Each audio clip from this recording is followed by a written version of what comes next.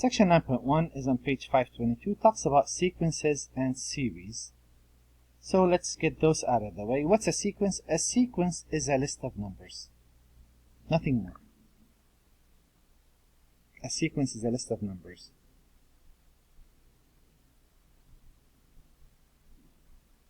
That's a sequence right there. That's another sequence right there.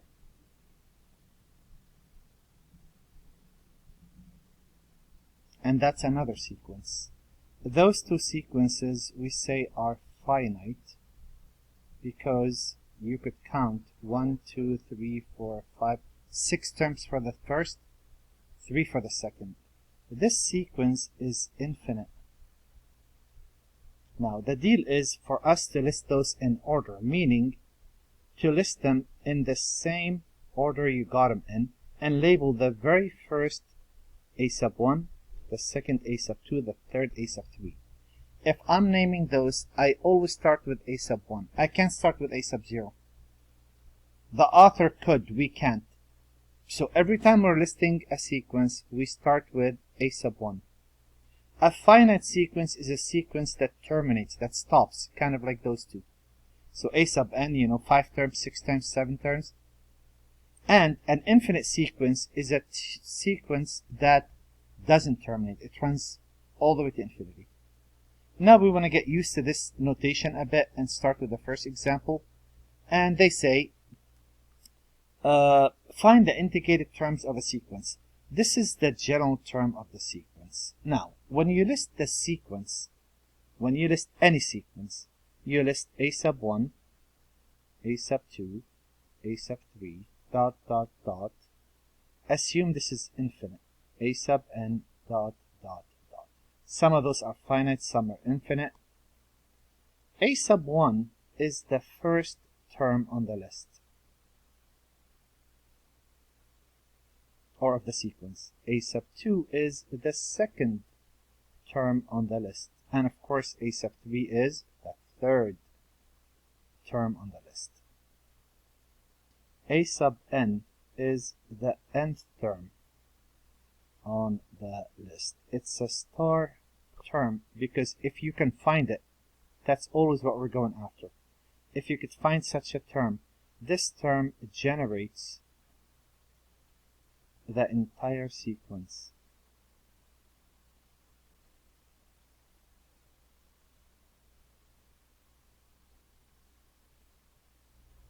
So here they're giving us the general term. And why is the general term important? Well, if you replace n by 1, so replace n by 1, kind of like function notation, remember function?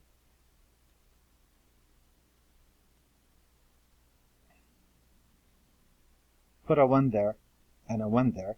That will give you the first term on the list. And coincidentally, that is 2 over 2, which is 1. The first term on this list is a 2. Then they say find the 10th term. All what you have to do is replace n by 10. That is 10 plus 1 over 2 times 10. And the 10th term on this list will be 11 over 20. The beauty of this, or the power of this, I should say, you could find any term you want on this list. A sub 1, a sub 2, a sub 3, any of these terms.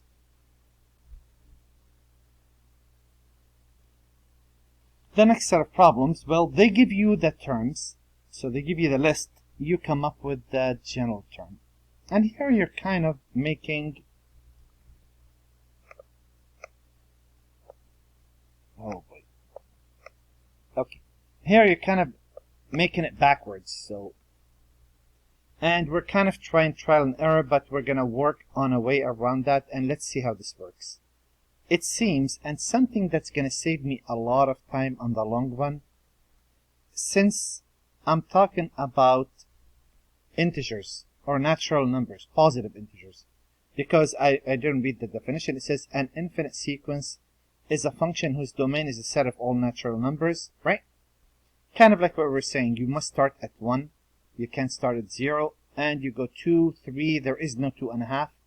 If we're talking about natural numbers, and I told you I am at n, wouldn't the next natural number be n plus 1, and the previous be n minus 1?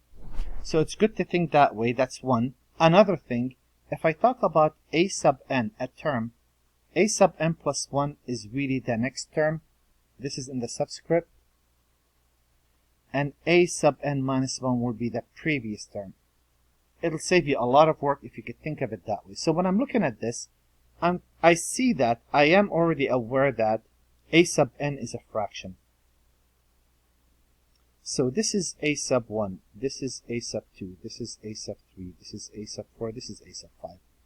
I noticed that with connection to 5, this is 5, 4, this is 4, 3, this is 3, 2, this is 2, 1, this is 1. It seems whatever this is, the denominator is. And look at the top. Do you see if this is 1, this is 3, if this is 2, this is 4, if this is 3, this is 5? Do you see that the top is always 2 more than the bottom? Whatever the bottom is, it seems the top is 2 more than the bottom. And there it is. That's the general term. So again, we're using sort of trial and error somewhat. Not exact, but you know. And if I look at this and I say, all right, let's see how this works. Number 6. So if I say, call that a sub 1, call that a sub 2, call that a sub 3, a sub 4, and a sub 5. To make this look nicer,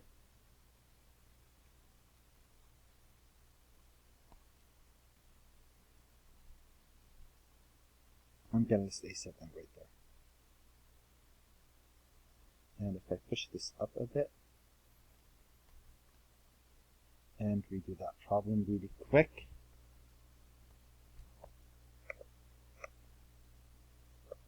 Again, if I am to call this a sub 1, a sub 2, a sub 3, a sub 4, a sub 5, if the list goes on, a sub n would be what? Well, let's see how this works.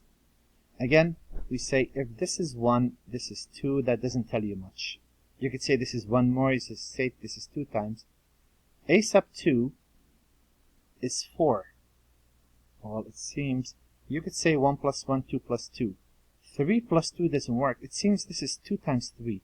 A sub 4 is 2 times 4. A sub 5 is 2 times 5. A sub n, it seems to be always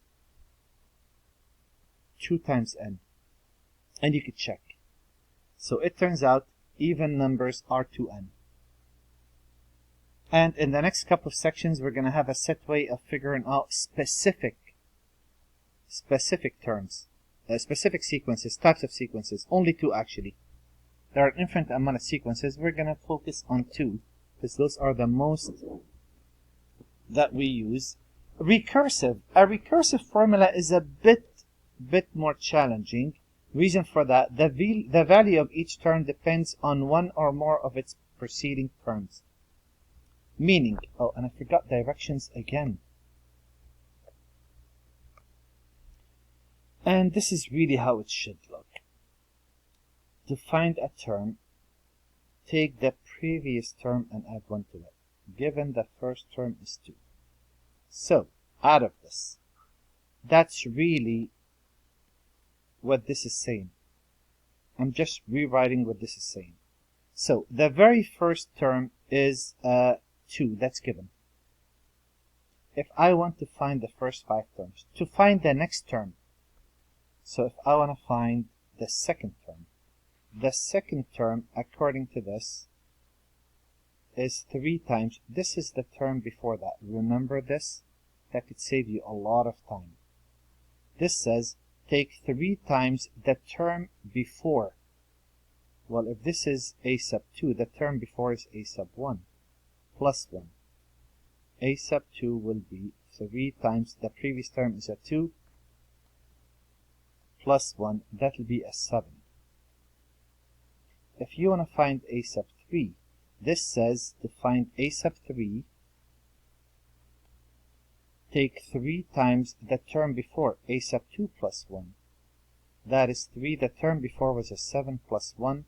That is 22. To find a sub 4, take 3 times a sub 3 plus 1.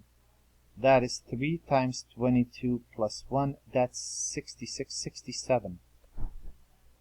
And to find the fifth term, a sub 5, take 3 times the term before, which is a sub 4.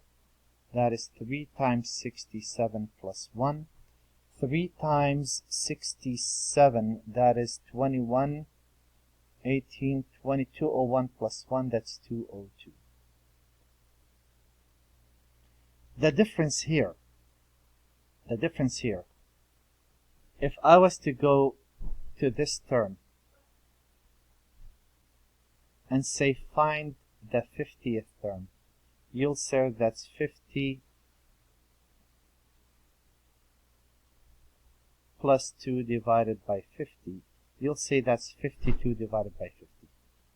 But if I was to go from this and say find the 50th term, you'll say that's 3 times the 49th term plus 1. Do you see here, to find the 50th term, you need the first 49 terms? So that makes recursive a bit less appealing. And explicit are a lot more appealing, but certain formulas we only have recursive for. Now, we're going to go for summation. What's summation? It's the sum of these terms. If I want to add terms, I use this sigma. Sigma, yeah, I know, besides the fraternity thing, right? It's not only used for that. It's also used, it's a Greek letter for capital S and sum. So, a couple of things to pay attention to. This is where you start, plugging in, and whenever you throw k in for this n, you terminate. And this is also referred to as S sub k. Okay? The sum of the first k terms. Actually, let's keep this out for now. Alright. Now, find the value of each sum on number 10. Well, what's this? Again, practice. This is where you start. Whatever this is, you start there. Sometimes you start at 1, sometimes you don't. Throw 1 in. That is 3 times 1 plus 2. That's the first term on the list. Plus, that plus is actually the summation. And what do? You throw in 2 after 1. So this is a sub 1. You throw in 2. That is 3 into 2 plus 2. And then 3. 3 into 3 plus 2. And 4. 3 into 4 plus 2. And notice we stop there. The reason we stop there, because it says once you substitute for n, you're done.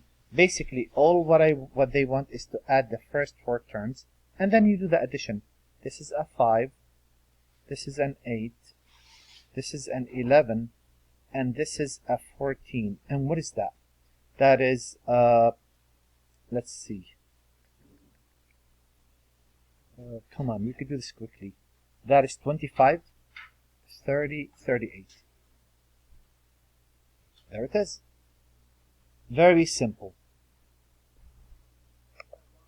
If I gave you the list, can you give me the summation notation? Again, we need a sub n. So in the previous problem, in case you didn't pay attention,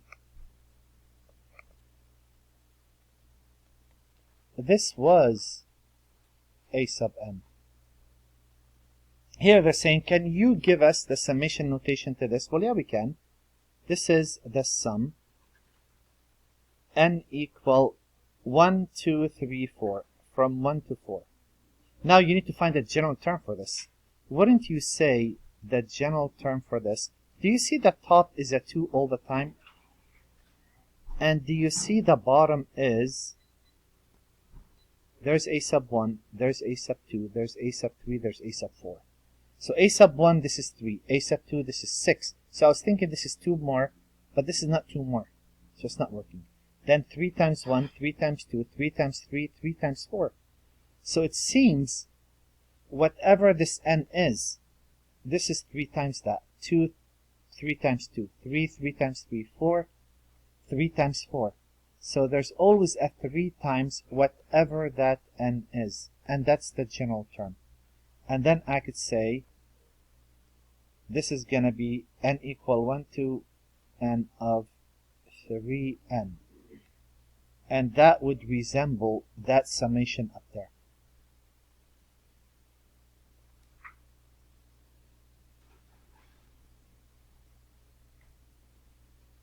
And I have one more. I'm going to put it right here. This is number 14, standalone problem. This is what it says. Express the series using sigma notation. This is the sum n equal 1, 2, 3, 4, 5. 1 to 5. Can you guess what's happening? This is a sub 1. This is a sub 2. This is a sub 3. This is a sub 4. This is a sub 5. 1, 3. 2, 9. So what did they do? From 1 to 3, they multiply. 1 times 3 is 3. If you multiply 2 times 3, you get a 6, not a 3. That's not working. A sub 3 is 27. Oh, wait a minute. This is negative 3 to the 1. This is 3 squared. This is negative 3 cubed. This is 3 to the 4th, and this is 3 to the 5th. So it seems, whatever this is, this power is. So there's a 3 always in every problem, and it seems if I want a sub n for this problem, a sub n, it seems whatever this is, there is a negative 3 raised to that power. Because I notice they're alternating. Negative, positive, negative, positive. So if I put a negative 3 to the n, and I could check, if I throw n equal 1, I'll get negative 3. There's the first term. And if I substitute n equal 5 in there, a sub 5 is negative 243. That works. Again, for now, we're using sort of like the analogy of glancing at the numbers and trying guessing what's happening. Pretty soon, we're going to figure out an exact way of doing this. This is your homework on this section.